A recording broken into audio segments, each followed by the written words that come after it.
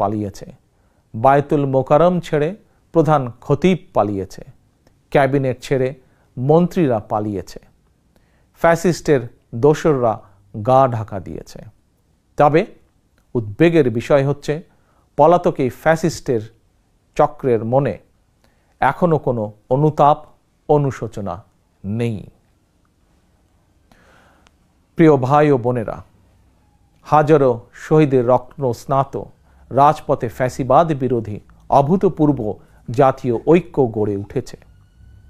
বাংলাদেশে আর কখনোই ফ্যাসিবাদ কায়েম হবে না ইনশাআল্লাহ। কাউকে গণতন্ত্র হত্যা করার সুযোগ দেওয়া হবে না।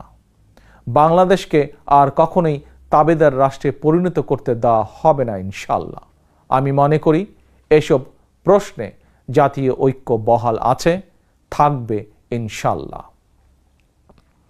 ফ্যাসিবাদ মুক্ত বাংলাদেশে যার যার দলীয় আদর্শ এবং লক্ষ্য বাস্তবায়নের ক্ষেত্রে রাজনৈতিক দলগুলোর মধ্যে ইস্যুভিত্তিক ভিন্ন মত থাকবে। এটি বিরোধ নয়, বরং ভিন্ন মত।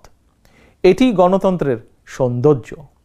তবে ভিন্ন মত কিংবা বিরোধের মাত্রা যেন ফ্যাসিবাদ, উগ্রবাদ, চরমপন্থার উত্থান কিংবা পুনর্বাসনের কারণ না হয়ে দাঁড়ায়, সে ব্যাপারে প্রতিটি রাজনৈতিক দল এবং গণতান্ত্রিকামী জনগণের প্রতি সতর্ক থাকার জন্য বিনীত আহ্বান জানাই।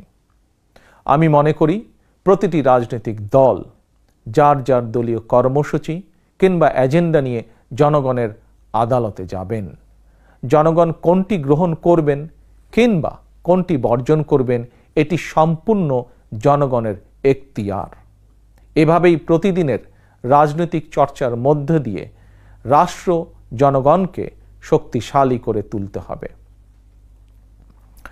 প্রিয় ভাই ও বোনেরা, স্থানীয় সরকার থেকে আরম্ভ করে জাতীয় সংসদ পর্যন্ত প্রতিটি স্তরে জনগণ যখন সরাসরি নিজের পছন্দের প্রার্থীকে নিজের ভোট প্রয়োগ করে প্রতিনিধি নির্বাচন না করবে, সরকার গঠন কিংবা সরকার পরিবর্তনের ক্ষমতা অর্জন করতে না পারবে, ততদিন পর্যন্ত রাষ্ট্র এবং সরকারে জনগণের ক্ষমতা প্রতিষ্ঠিত হবে না।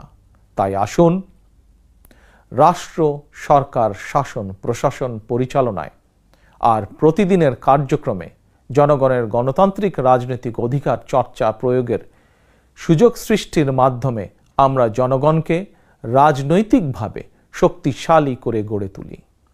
জনগণকে শক্তিশালী করে তুলতে না পারলে শেষ পর্যন্ত কোনো কিছুই শক্তিশালী এবং টেকসই হবে না। প্রিয় দেশ